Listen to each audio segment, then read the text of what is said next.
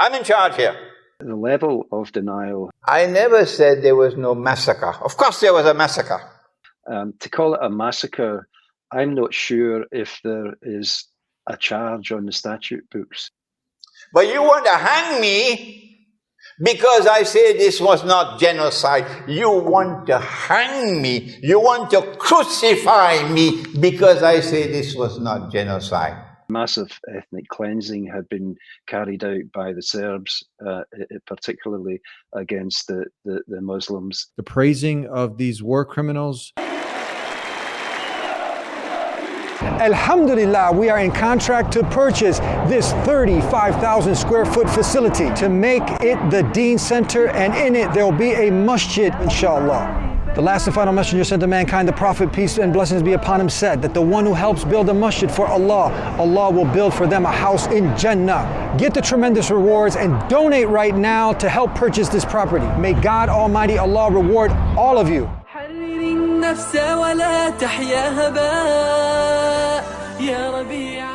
Bismillah, alhamdulillah, assalamu alaikum, greetings of peace. Welcome to the D Show. I'm Eddie, your host, and my next guest, Robert McNeil, had a 40-year career in pathology in Scotland as a mortuary operations manager. In 1996, he volunteered to travel to Bosnia and Herzegovina on behalf of the Physicians for Human Rights and the International Criminal Tribunal for the former Yugoslavia to help gather evidence against suspected perpetrators indicted of war crimes, crimes against humanity, and genocide.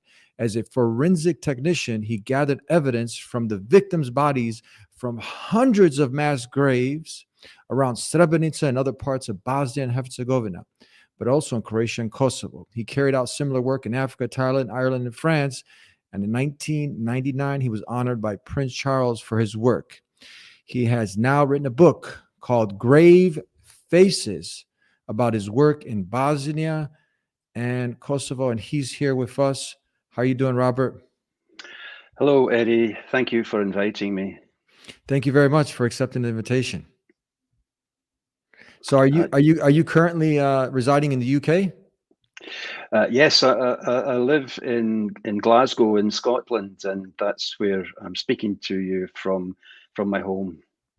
So, tell me, give us a very simple understanding of the kind of work you're an expert in, starting from pathology to the forensic technician. For the average person, they haven't heard these type of expertise that you were involved in. Can you break it down for us, for the layman?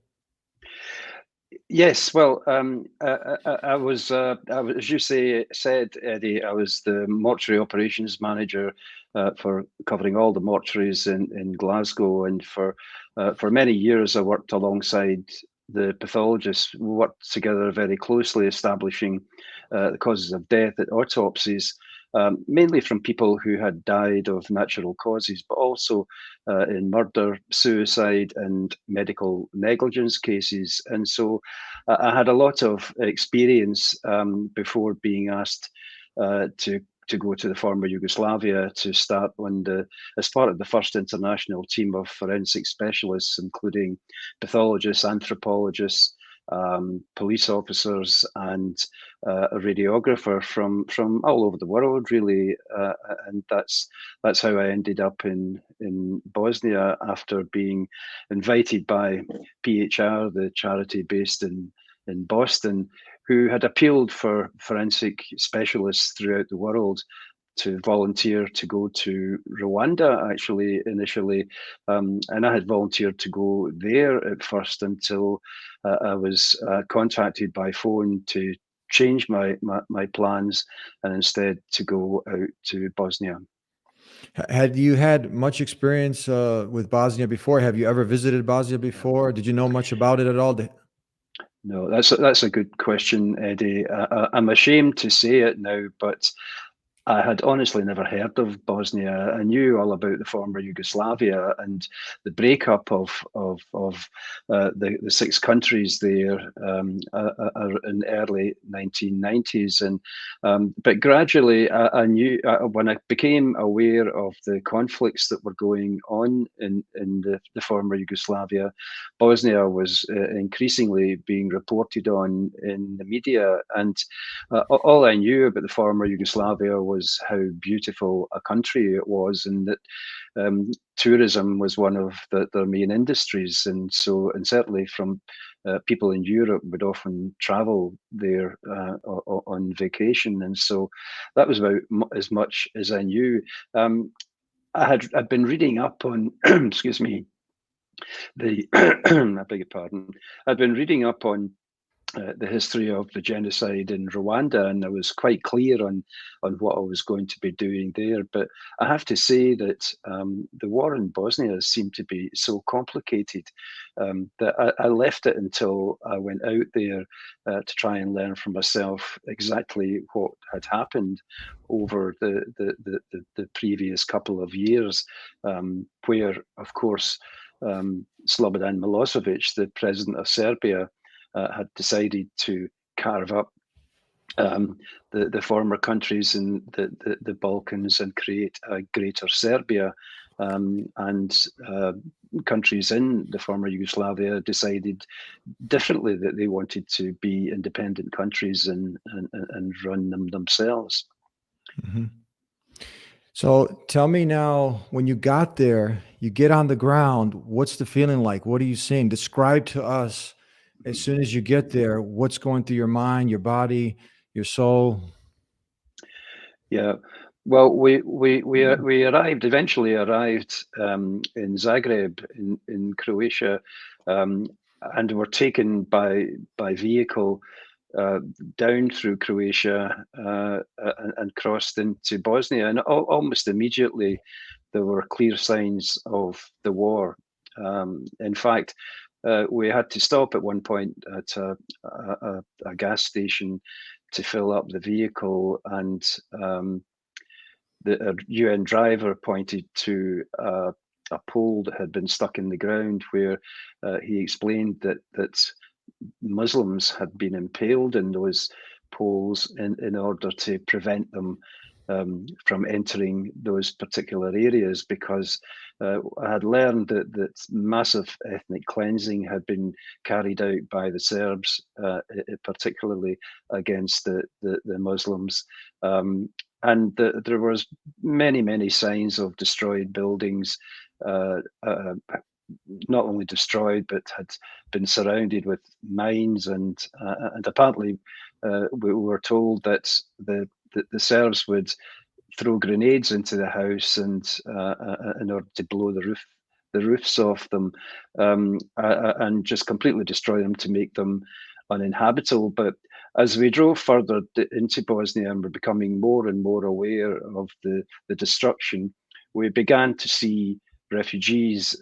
I should explain that this was in 1996, shortly after the Dayton Accord, and people were trying to find their way home, or indeed to find somewhere else to live. And so the roads were full of poor people who had obviously suffered.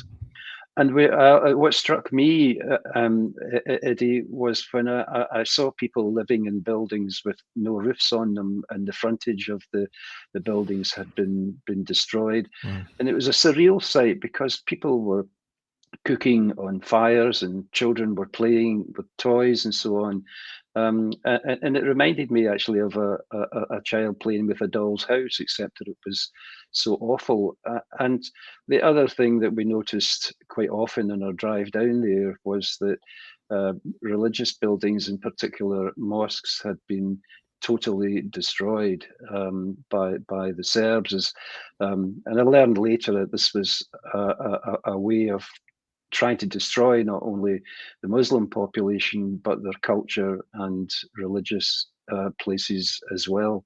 And so when we arrived in the city of Tuzla, where we were going to be based, We were billeted with various local people who had volunteered to let us live in their homes while we went out to the mass graves, and I soon realised that you could hardly find a single person in the city who hadn't been affected by the war. The couple we lived with, were two women, a mother and daughter, were waiting in vain, I should say, for the woman's husband and the daughter's father to return home. He had been in Srebrenica, and the family were told that he would be questioned and then sent out of Srebrenica to the next safe area, which was Tuzla.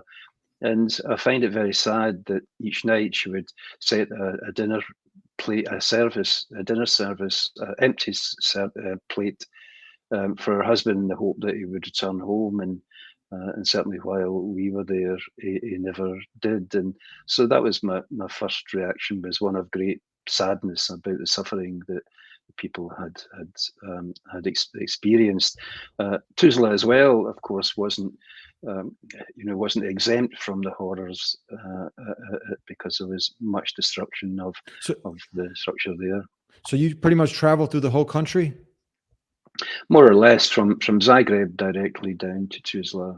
It was quite a long drive, and as I say, in a way, I'm glad I did that. There was no flights available at that time because the UN, in their so-called wisdom, had created a no-fly zone, and so this, of course, had a major effect of those people who had been ethnically cleansed to escape the country, because all passenger flights had been cancelled, and so they were left to their own devices for a long time. The areas, the huge numbers of people being ethnically cleansed. I mean, eventually there were up to 2 million people trying to find a sanctuary. And another thing that the UN did to try and help, I suppose, but it wasn't really much help, was to create safe areas. 6 safe areas had been created in Bosnia, where those who had been ethnically cleansed were told that they should go there and that they would be protected. And I should say, it's quite important to say this, because the word area, when described as a safe area, puzzled me, because why did they call it a safe haven if they were going to protect those people? And the answer is that they didn't want to commit themselves to fighting against the Serbs. And so this made up this word through many meetings about how they could describe it, these places, and they called it safe areas, which really meant nothing at all. And the mandate behind that the UN had was not to fight for the Muslim population or fight against the Serbs.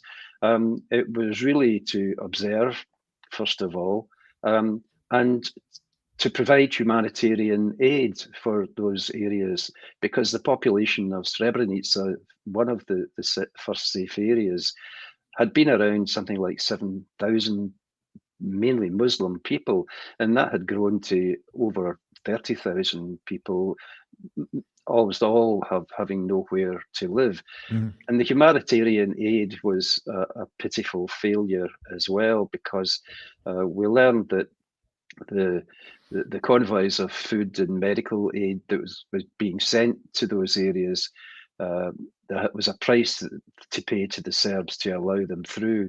And that meant that the Serbs would search each convoy, each truck, on the belief, or on the story they gave was to search for weapons, and they didn't want weapons to be provided. And the price they charged the UN for that was to take up to a third of the contents of the trucks. And these aids were stopped numerous times with the same price to pay. And so by the time they reached Srebrenica and the other safe areas, there was very little left for the population, who were held under siege for up to 3 years, and that included at least 2 winters. So your job, if I'm correct, if I understood, is to come on the scene now and to help families identify their bodies, help put pieces together to understand how a person actually died, what happened to this individual, amongst other things. Is this Yeah. correct? Well, almost. Our job was simply the brief that we were given by the International Criminal Tribunal was to gather evidence after carrying out meticulous autopsies on each victim, to provide evidence, physical and scientific evidence, for the prosecutors to produce in court. I see. Okay. Yeah, identification was something that we weren't asked to do. However, of course, anything that we could do to help with the identification process, we would. This was in 1996, and DNA matching at that time wasn't really available. Clothing that was on victims couldn't be used as primary identification because, as I said, there were people who'd been under siege for so long that the clothing could have belonged to anyone. Someone may have died and passed on those clothes, but nevertheless, the clothing was a helpful indication. It's important to note that all of the women who were expelled from Srebrenica, they had to find their way to Tuzla, the next safe area. And Ratko Mladic, the military commander, had assured them that the men would be taken for questioning and it would be with them soon. So the women, and certainly when I was there, many of them, they didn't make us unwelcome, but they didn't want to hear that their loved ones were dead. They still believed that they were alive and would be returning home at any time. But gradually, they would arrive at the temporary mortuary gates looking for any information about them.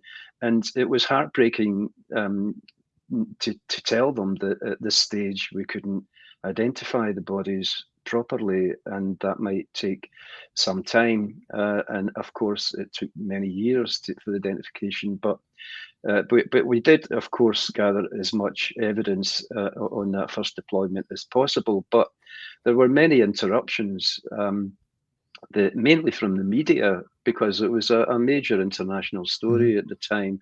But also, there were those in whose interests it might be to disrupt our work, and at one point we had to abandon the temporary mortuary because we were under threat. So we carried on with the work. Who are you under threats from?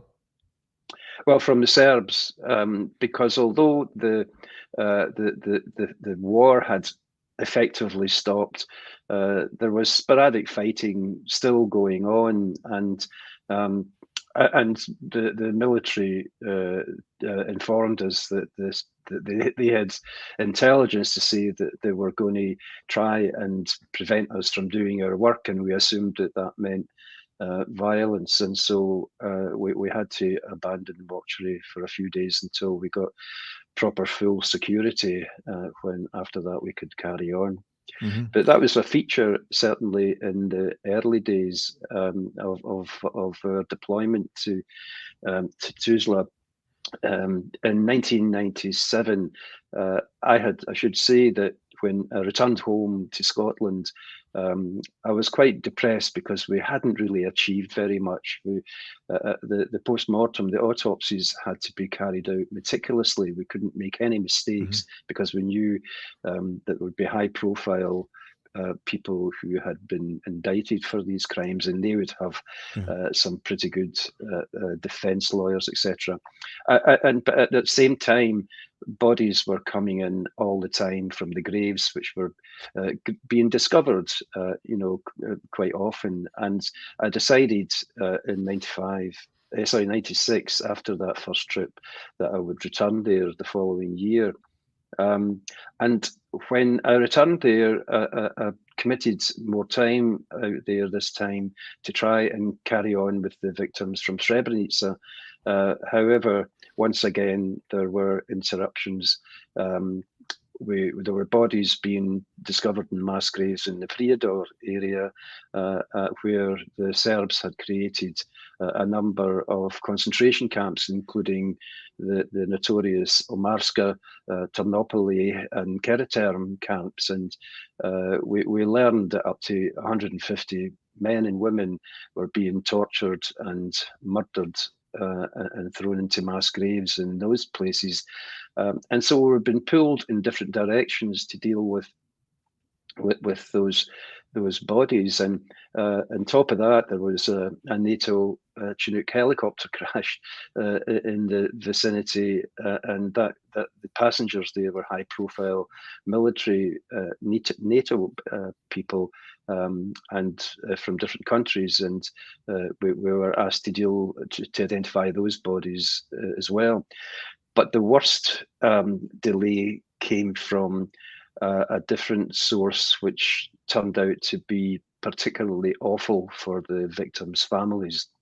We were told that during the winter, graves that we hadn't secured had been re-entered by the Serbs. The bodies, these were the primary graves, the bodies were then removed, torn apart using mechanical diggers, and those body parts were then distributed in much harder places to find further into Republika Srpska. And so, as I said, the families must have been completely devastated by this, because by now, by 1997, they had begun to believe that their men were dead, and all they wanted was to have their bodies returned to them for a decent burial. Instead of the 8,500 men and boys from Srebrenica, we were now faced with up to 17,000 body parts. Many of those body parts had been buried in multiple secondary graves, in the belief, as I say, that we would never find them, and if we did, we would never be able to put them together again, or indeed identify them. And in that score, they were wrong, because the ICTY decided to up the ante as far as personnel were concerned. And I was relieved to learn that forensic specialists from up to 32 countries worldwide were able to provide many more forensic specialists to carry on with the work, because this job we all knew was going to take years, and I returned there every year up until 2001, by which time the ICTY had more than enough evidence to prosecute those who were charged. Tell me, Robert, how long did it take for the international community to confirm that this was indeed a genocide? And a genocide, as we know, by some definitions, a deliberate killing of a large number of people or a particular nation group with the aim of destroying this nation or group. How long did it take for you to be convinced, as an expert, for the international community to confirm that indeed this was a genocide? And is the statement true that this was the greatest genocide that was committed since World War II? Yeah. Well, as a forensic technician, indeed all of the specialists, we are trained to be completely objective in our work. In fact, I had worked with Serb victims and Croatian victims who had been killed as part of the wars there. But what struck me working with in particular the Muslims from Srebrenica and those from Prijedor was the brutality that was meted out against them. In Srebrenica, for example, many of the men and boys had been badly beaten, their hands tied behind their backs and blindfolded. So it was clear that this was at the very least war crimes, because these men and boys were mainly civilians.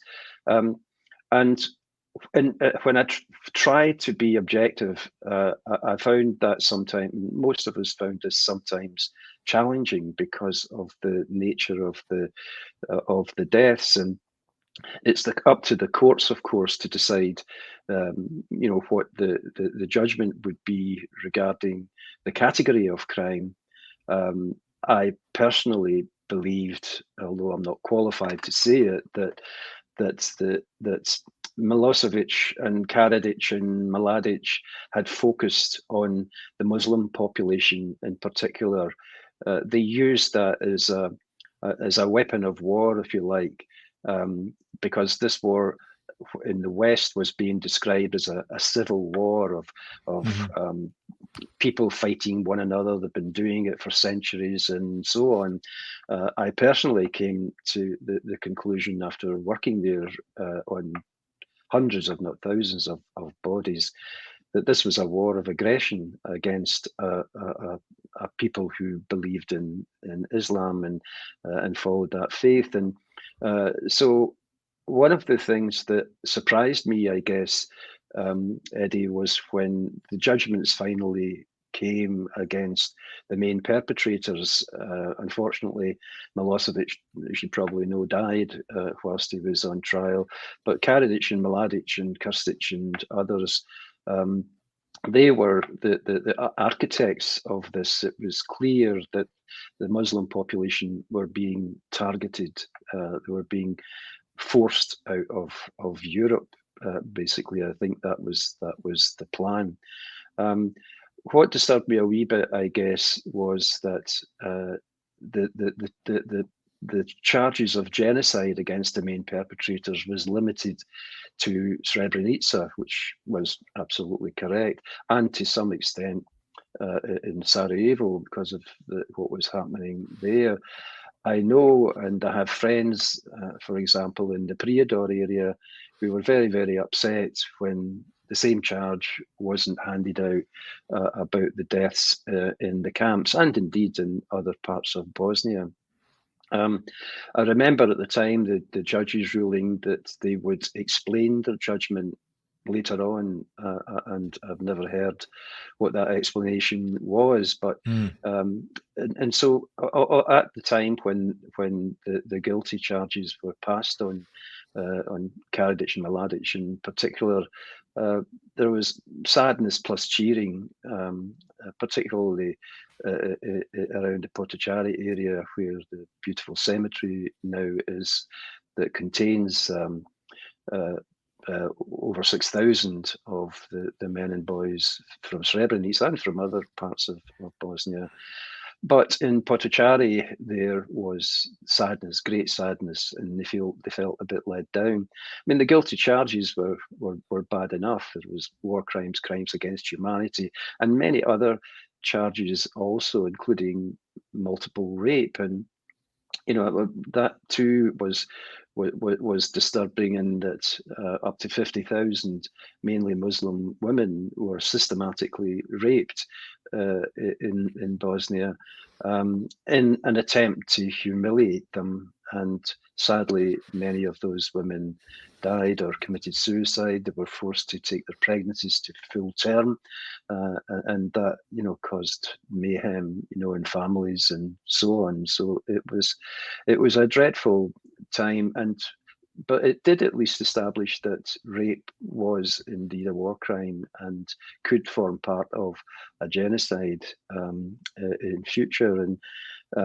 but that doesn't help those who suffered during that time.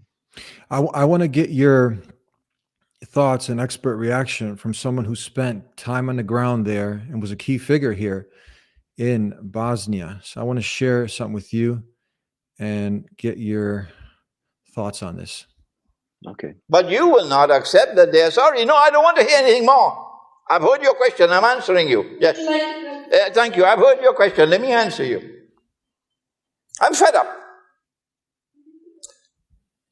What I said was that this was not genocide. I didn't say it was not a massacre. Let me speak, please. Let me speak, please. I'm in charge here. I never said there was no massacre. Of course there was a massacre. But you want to hang me Because I say this was not genocide. You want to hang me. You want to crucify me because I say this was not genocide. I said there was a massacre. I said all these Muslims were killed. I know who did it, but you don't know. I know who did it. You don't know. On Judgment Day, you will know. So is it enough now? This is a person by the name of Imran Hosein. Respectfully, we just wanted to show this. He's a specialist in the area of eschatology, and he's a well-known figure. He's also traveled down there with, we assume, good intentions to try to bring, and this is something we commend, good relations between Orthodox Christians, Muslims, very commendable. But in this area, is this sufficient to say it was a massacre and to deny that it was a genocide? That this was not genocide. I didn't say it was not a massacre. What are your thoughts on that? Well, as I say, I'm not a lawyer, and I'm certainly not a judge, but I think that the evidence that was provided to the ICTY, to the prosecution, clearly alongside witness evidence, showed that yes, there were thousands of people killed. Now, it's one explanation to call it a massacre, but the judges, and they were international judges, I should say, came to the conclusion that to prove genocide is the most difficult charge to prove, really, because they have to show evidence that this was planned, it was against a particular group of people, and that those plans, to a great extent, had been carried out. So as far as the evidence that we provided, as I said earlier, Eddie, there were experts including from America, I must say, some of the most eminent experts in the world had traveled there to provide the evidence that I can't believe that people will say that the evidence that was provided was inaccurate or wrong. But it's hard for us to say, whether it constituted a genocide or not. But I firmly believe that and many of us believed that this was a systematic destruction of a particular population, that were easy targets, really, and people that couldn't defend themselves. The UN didn't help by creating an arms embargo, where the Serbs and the Croats had huge armies and had plenty of weapons. The Bosniaks didn't have an army at all, and the weaponry that they had to defend themselves was often World War II rifles and so on. And so this was mainly a civilian population that were systematically destroyed. And I understand why people would challenge the court rulings, but they are there, and as I said earlier, it would take an awful lot of evidence for the judges to agree on a charge of genocide. And one of the things that disturbs me and why I wrote this book was that genocide denial is rampant just now in Republika Srpska in particular, and in Serbia, as is the glorification of the war criminals. Now, there's a whole gamut of explanations as to why people deny, and I understand that, but the genocide denial that's going on just now is so dangerous.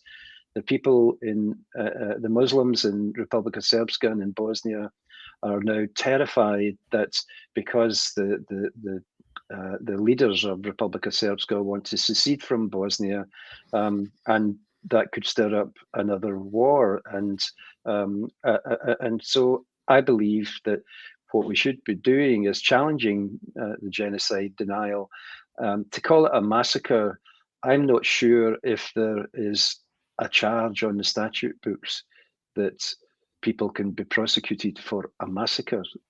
It was quite clear what the rules were. The terms were wide and varied, but the main ones really were war crimes, crimes against humanity, and genocide.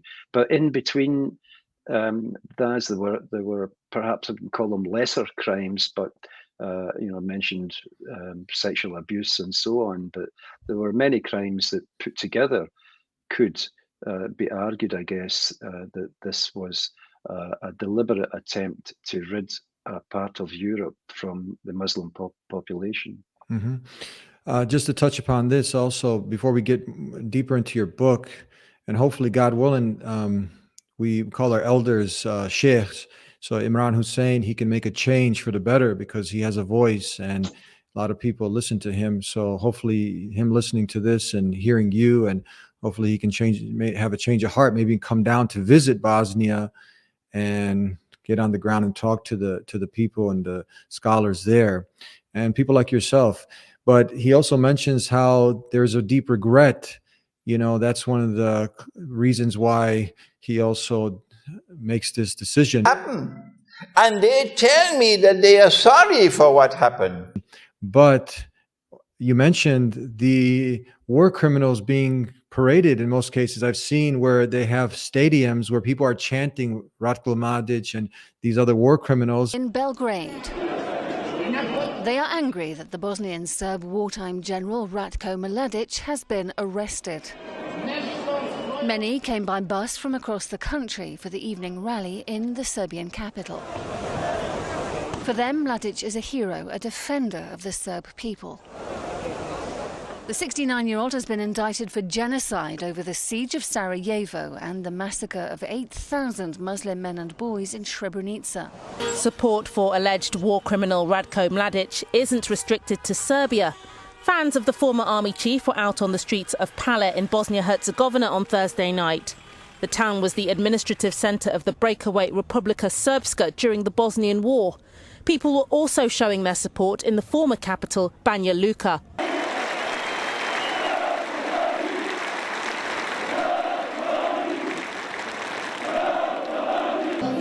Serbs gathered in the eastern town of Bajlina on Thursday to voice their support for Ratko Mladic and their anger at Serbian President Boris Tadic. Many of the protesters carried Serbian flags and photos of Mladic, who they regard as a war hero rather than criminal. And these are not like 10, 15 people. This is like, I always compare it to, imagine if you had a whole stadium and people are like chanting for Daesh or ISIS, some of these radical extreme groups, and then the government did nothing about it and they let them go on. So what kind of regret is that? That's seems like a hypocrisy. So let's touch upon that. I mean, so you've seen that, you've seen where the praising of these war criminals that happens yearly, I believe. Is that correct? Yes. The commemoration of people such as Ratko Mladic, the butcher, and the others that you mentioned. Yeah. That's very sad. Yes. It's very sad to see that. I'm bewildered. Like, how do you praise people like this? It's like people praising Hitler or whatnot. Yeah, that's absolutely right. And every time there is an anniversary of a terrible event, for example, in White Armband Day, for example, there's recognition of that in certainly in the UK, and this represents where people from northeastern Bosnia were evicted from their homes. The Serbs had warned every non-Serb to wear a white armband and hang white sheets from their homes. And you can relate this going back to the Holocaust and what happened to the Jewish people, where they had to identify them as non-Serbs, and there's been great denial from Serbia about that. They said it never happened, and I've actually spoken to members of our Bosniaks who suffered that experience, and I don't know if you can see the painting behind me, but that is about a typical family being evicted from their homes wearing white armbands, and behind them is the concentration camp Omarska, where the woman's husband was incarcerated. So there is great denial about that. In July 11th, every year, the Serbs, and certainly those in Republika Srpska, celebrate that event where up to 8,500 men and boys were. Whoa! Help me on. So say that again. Yeah. Repeat that what you just said. So every July 11th, that's when and who celebrates what? Well, the Serbs, or some Serbs, not all of them, but particularly those in Republika Srpska, hold rallies, and they celebrate the fact that Mladic had taken Srebrenica for the Serb population, whilst at the same time there is memorials and commemorations going on throughout Bosnia, and certainly in the UK, to commemorate the deaths in Srebrenica and in other parts of Bosnia. And of course, there are Muslims who live in Republika Srpska, who brave people who return to their own homes, who are having to witness that.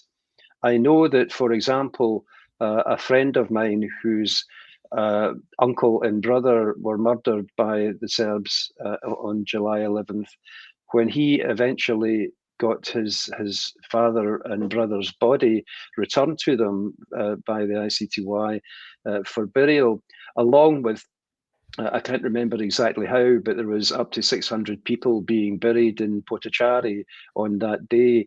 And he describes how, when carrying the coffin along the streets of Srebrenica, there was lines of people on either side, and bearing in mind that Srebrenica is part of Republika Srpska, who were taunting them, spitting on them, and so on, and abusing them, really, whilst this young man was simply trying to bury his loved ones. And this happened to all of the people there.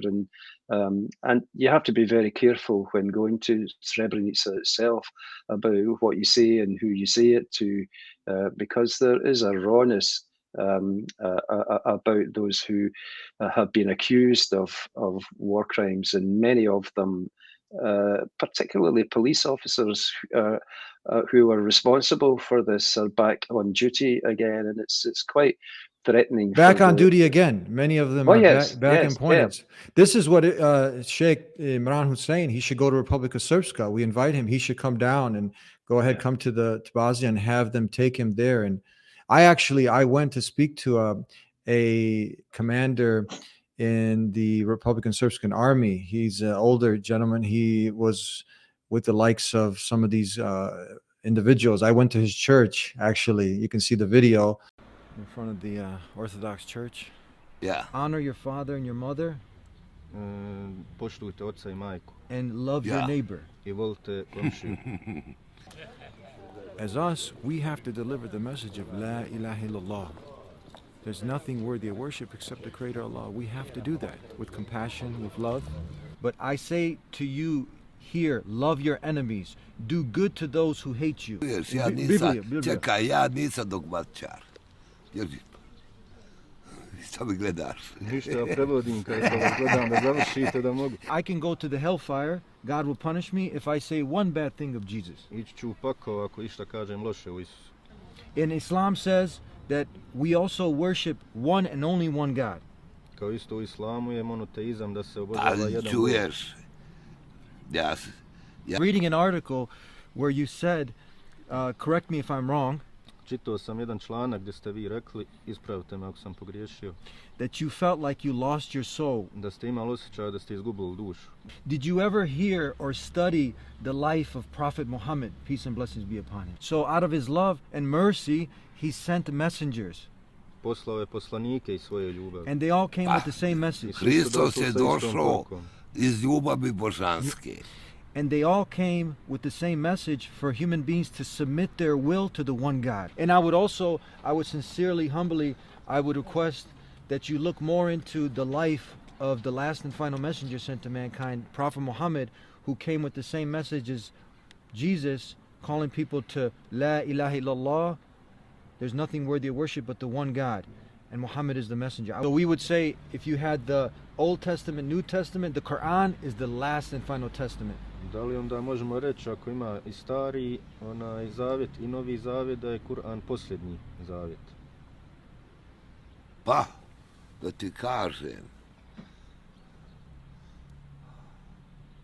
Kur'an je sveta knjiga. Da li vi vjerujete da je Muhammed Božji poslanik?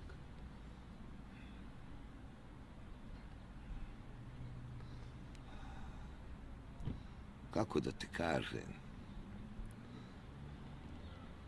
I vjerujem. When you have deliberate attempts of denial, praising, commemorating, such criminals.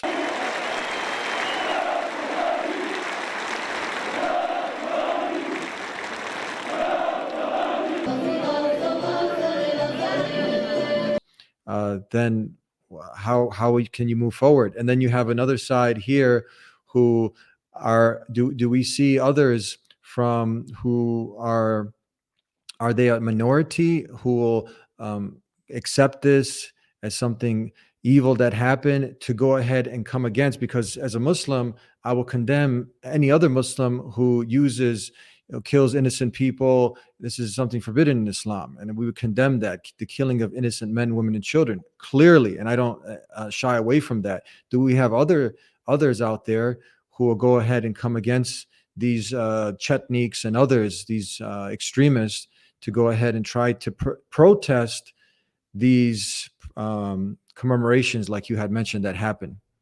Mm-hmm. Yeah, well, the last time I've been back to Bosnia mainly on behalf of the charity Remembering Srebrenica UK, and I've taken people, all individuals from various faiths and educators and so on, to Bosnia for them to learn the story themselves and to meet the people who were affected by it. And we always try to meet with some of the mothers of Srebrenica. That's a group who set up to try and find their loved ones, and they often are at the cemetery to relate their sad stories to the visitors. And I remember asking one of the mothers, or somebody asked, do you forgive the Serbs for what they had done? And her answer was very poignant. I thought she said that, well, we've never been asked for forgiveness, and Wow. perhaps if we were asked to forgive by the people responsible, perhaps they would do it. Whilst they may not forgive, but they'll never forget, no matter whether they forgive or not. And that's powerful. She said that they never asked for forgiveness, so how could we forgive? yeah. Yes, They exactly. never asked for forgiveness, so how could we forgive? Yeah. Wow. Which underlines the denial, the level of denial that's being portrayed, where, as I say, new generations have grown up since what happened in Bosnia. There's I think 3 versions of history been taught in the schools. And of course, the Serbian educators talk about denial as well, and that they try to justify the actions there. So as I say, you're getting young people who are growing up with not unnaturally, totally different stories of the truth, and that's quite disturbing as well. Yeah. So how can you grow then if you don't admit the Yeah. mistake? If you don't ask for forgiveness, how are you? And you deny it, then you're probably on your way to possibly do it again, right? Yeah. So that's why it's important. You said here your July 11th is coming up. So my next question is, why is it important to not forget what had happened? And tell us what you go into in your book that Grave Faces. Before you answer that, you were going to say something, please. Oh, yes, I was going to say, Eddie, that that many of the people who suffered, I think they appreciate the fact that that people from Europe and abroad, have taken some Americas there, and of course many specialists work there. The population are at least grateful, maybe that's not the right word, of outsiders coming to learn what happened there. And I think part of it is that because they felt so abandoned at the time by the politicians in the West and allowed episodes like Srebrenica and many other atrocities to continue throughout the early 90s.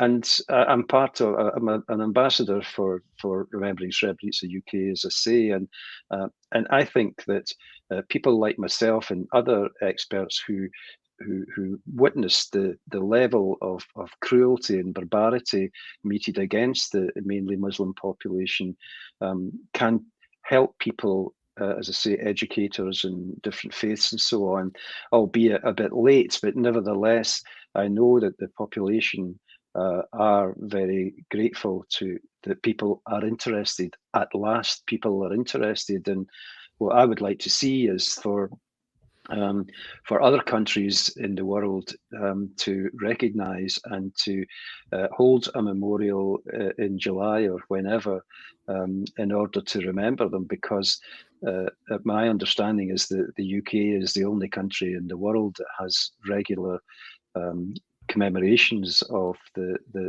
Srebrenica genocide and the war crimes and so on that happened throughout Bosnia. And in fact, next week I'll be going to the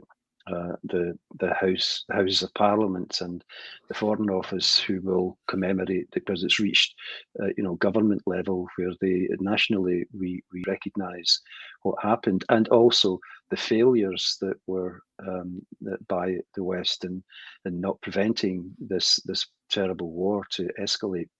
So, we just got a few more minutes left. Like you said, you had like you started off in the beginning. It's like I call you over. I say, hey, I got your back. I'm going to take care of you. I'm going to give you a safe haven, a safe zone.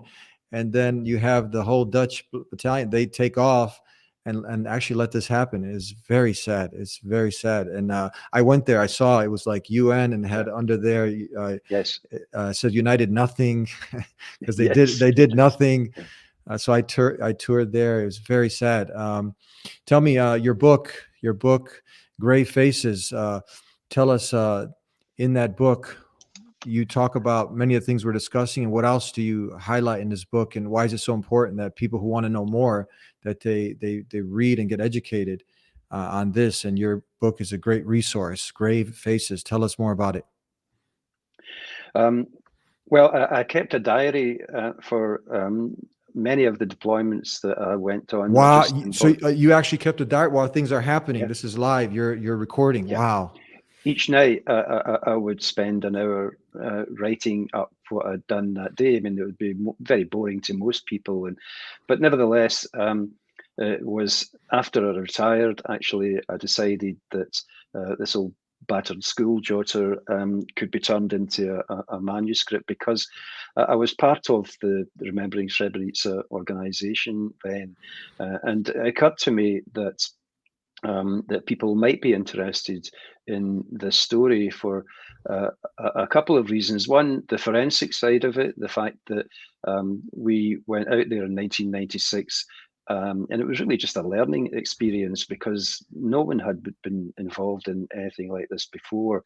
But we learned very quickly, and those protocols that we wrote up after that first deployment, we improved on through time. And by the end 2001, it was a pretty smooth operation, I must say, and a very successful one. It became the biggest forensic investigation in history, and it's arguable that it was the most successful, because many people feel let down because the perpetrators of their crime or their families' crimes hadn't been dealt with. And so, also, I mentioned genocide denial. I felt that it might be something that could be used to challenge those who deny what happened there. But I also write about my personal experience with the Bosniaks that I encountered there. We lived with, as I said earlier, with local people, both in Tuzla and in Visoko, where we set up a proper mortuary there. And all of those peoples had suffered, and it was heartbreaking listening to their stories. And I wanted to write about them because I know I'm biased, Eddie, but I fell in love with Bosnia and the Bosniak people. They were so welcoming, even although they had very little, they would share it with us. And I found that very moving. And since then, I've made a number of friends that I'm proud to call friends who we still communicate with there. So I wanted to recognise them, and I also write about some of the quite eccentric characters that I worked with. Forensic pathologists are lovely people, but occasionally you come across experts who have always had their own way in their own universities or facilities, and it was often a challenge for them to adapt to the quite Spartan conditions that we worked in. And there was a hope, an element of humour as well, because you couldn't. We had to do the job. It was depressing. The place smelled awful all the time, and in the early days, food was sparse. And it was, we had to become a family of our own, I guess, because many of us were away from home for quite long times. And so we turned to one another for help and support. And as I say, a wee bit of humour could be injected into that as well. And so I wanted to write various aspects of the book, in particular, about what happened in the concentration camps and the sexual abuse that was carried out in those camps against both women and men, I must say, because we were asked to look for evidence of sexual assault in male victims. And so I just wanted to try and tell as much of the story that I had recorded and turned it into a book that I'm proud to say that Bihar Publishing have now published this book. I want to commend you. God bless you for all of your amazing efforts that you've put forward, and people can go ahead and benefit from Grave Faces. So where can people pick this book up? I believe it's available in America now. Mirsad from Bihar Publishing has showed me a photograph of boxes of books. So I believe it may be available on Amazon. Amazon, Yeah, I think so. Could I just add one thing? Yes, before please. We go, please. And I made up my mind a long time ago that I wouldn't feel comfortable about profiting financially from anything that I do. I'm an artist now as well, and I've painted many paintings about Bosnia and my experiences there.